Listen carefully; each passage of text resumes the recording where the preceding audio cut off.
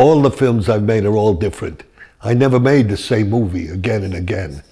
I was a doctor, I've played a woman, I played an Indian, I played an American football player, I played a senator, I played a hero, I played every kind of a part that is possible to play. So you see, the Boston Strangler for me fit in a range of many other types of movies I made. I was born and raised in New York City, and I lived in the city. My father was a tailor. He was from Hungary.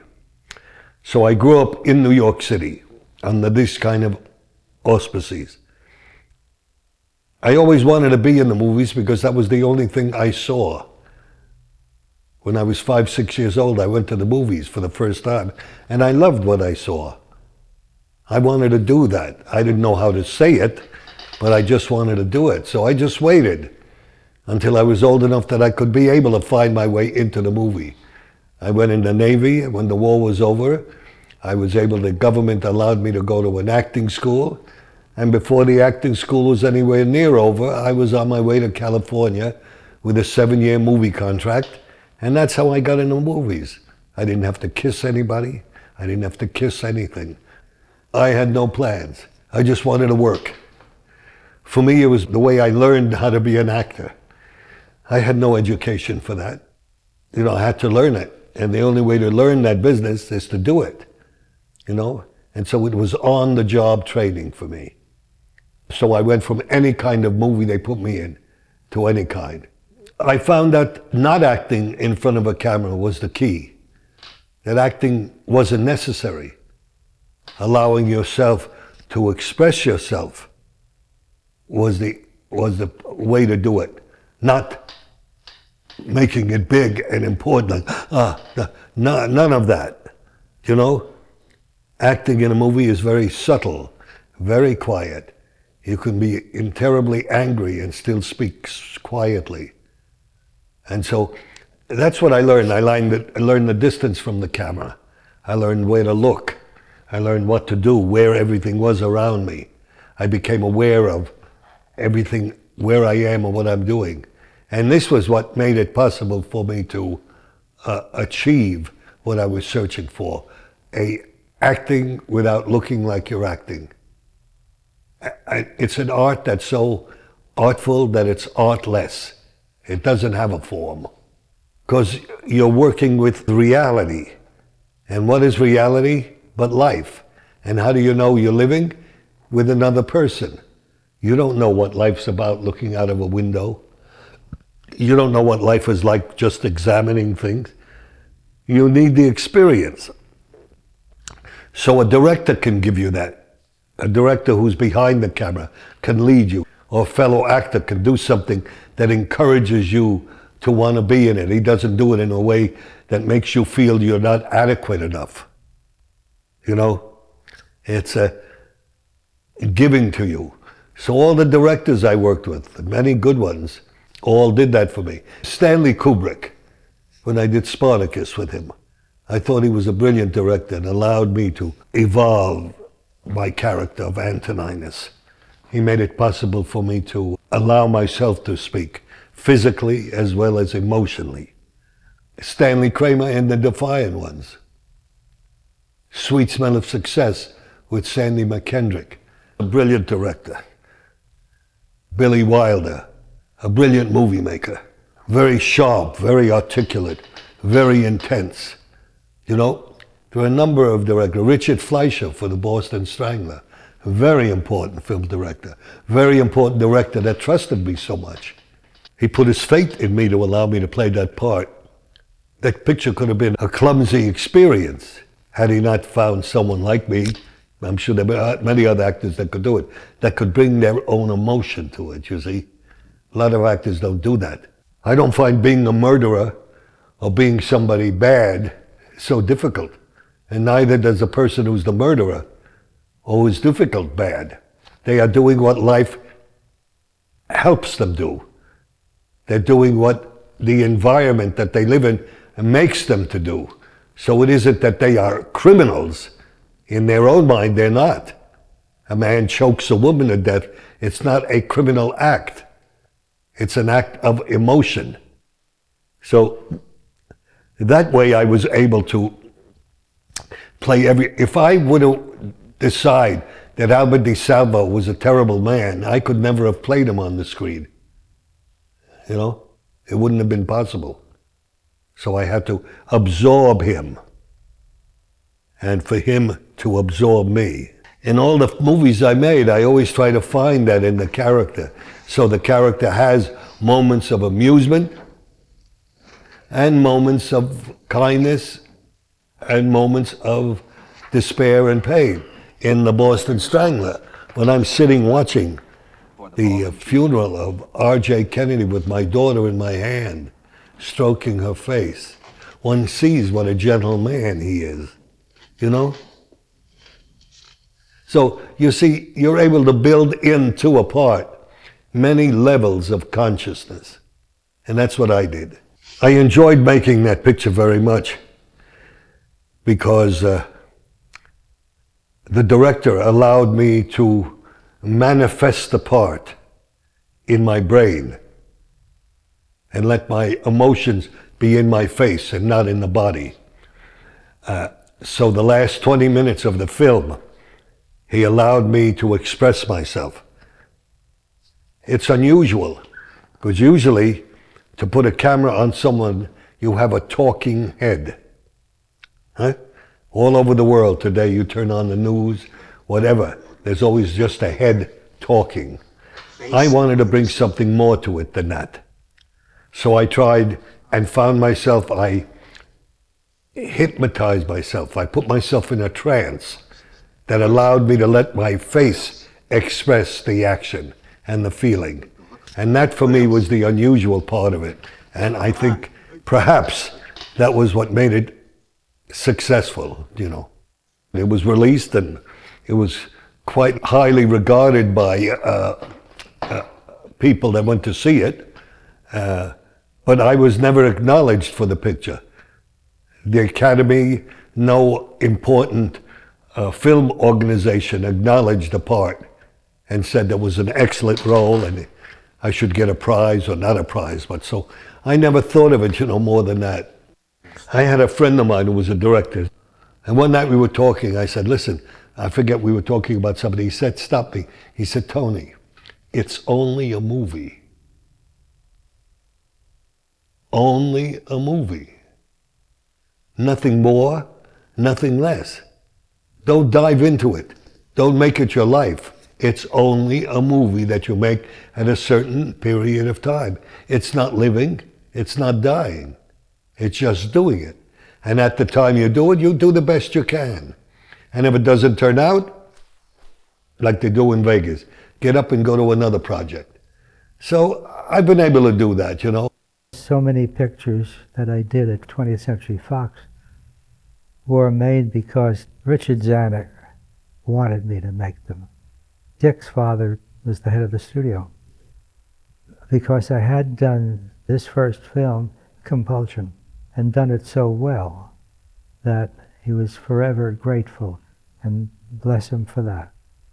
And I must say that Dick Zanuck had just absolutely, well, he'd fallen in love with my work and with me, and I had fallen in love with him. We were just loved working together. And Robert Fryer, who was the producer for the Boston Strangler, that was his first movie. He wanted me, he liked my work, and Dick Zanuck said, I wouldn't trust you to make a film with another director. You've got to use Dick Fleischer. And the same thing happened with Tora, Tora, Tora. But Dick Zanuck said, if you don't use Dick Fleischer, I'm not letting you make the movie. And it was that kind of relationship. The problem of making that picture was finding out who would play the Boston Strangler. And what I was looking for was a strong man that was very handsome and very sexual, and that women led him into his apartment, their apartments, immediately, because he was so good looking and sexy. So I couldn't find an actor in Hollywood that pleased me, and I know there are plenty of actors that can do that, but I couldn't find somebody I liked that I felt could do the part, get a grip on it, and make an audience believe that he was the Boston Strangler. As a matter of fact, the whole idea at the front end is to make the audience believe he was not the Boston Strangler. And he was just Mr. Average Guy. And I just had a feeling about Tony Curtis. I'd worked with him before. We were very good friends. I'd worked with Tony on The Vikings, and he was great at that. And I just felt that he could do this. It's just something, an instinct I had. And we talked it over. And of course, when I went in to see my dear friend Dick Zanuck and told him I wanted Tony Curtis, he threw me out of the office. He said, "I'm not making a Tony Curtis movie." And I just felt that Dick Zanuck was making a mistake. So I asked Tony Curtis to make a picture of himself, or perhaps he had made it himself. He got the idea. I've forgotten who suggested it. But anyhow, a picture of Tony Curtis arrived in the mail in his concept of what the Boston Strangler would look like. And it was a knockout picture. I picked it up, looked at it. I walked right over to Dick Zanuck's office.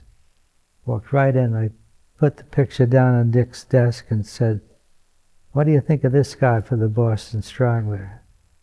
And he looked at it and he says, "Wow, can he act?" He didn't recognize him at all and thought it was great, and he really fell hook, line, and sinker for that presentation that I made. And with all best wishes to Dick Zanuck, he let me make the picture with Tony Curtis, and Tony just he just did the job that was unbelievable. Nobody could believe he could play that part except me, and he was just great.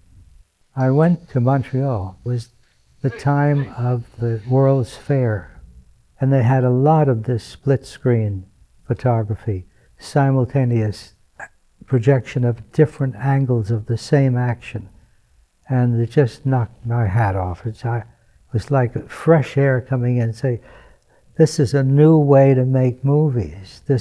We can break that old pattern we've been in for decades and decades. This is something new and vital, and it's exciting to watch it, just to look at it. Your eye is all over the place trying to keep up with the picture. Not in little short pieces, but just images. And I was really bowled over. When I got back to Hollywood, I had said to myself, when I was looking at that, I said, I'm going to try to find a movie that lends itself to this technique. Because just doing it without a reason is a gimmick. And I don't want to make a gimmick movie. I want to make a movie where this helps me tell the story. And as my fabulous luck would have it, the first thing I was handed when I came back was the Boston Strangler. I just got about a guy with two personalities. I said, this medium, this technique is perfect for telling the story and subconsciously getting the audience to accept that there are multi-personalities that are for real. It's true. And so that's how I got around to that. I convinced Dick Zanuck to let me make a test picture, about 2 reels. And while they all had misgivings, he and his staff, they all said, go ahead and do it. This one was so unique and so far out that there was no wonder. I thought I could understand anybody saying, it'll never work, you can't do that. I know that the cameraman thought I was out of my mind, Dick Klein, and he still says so, but he says it worked. And it worked. That's all I can say is, it was a big hunch. I bless Dick Zanuck for letting me do it. He never said, you can't do it that way. I won't let you, because I don't understand it. No way. He said, you make it the way you want to make it. It was a very successful picture. It may not have been appreciated completely for the technique, but where it was appreciated, it was very appreciated. It was a successful attempt to do something new and different. And the people that saw it liked it enormously, and I hear all the time people always talking to me about the making of that picture and how it really affected them when they saw it.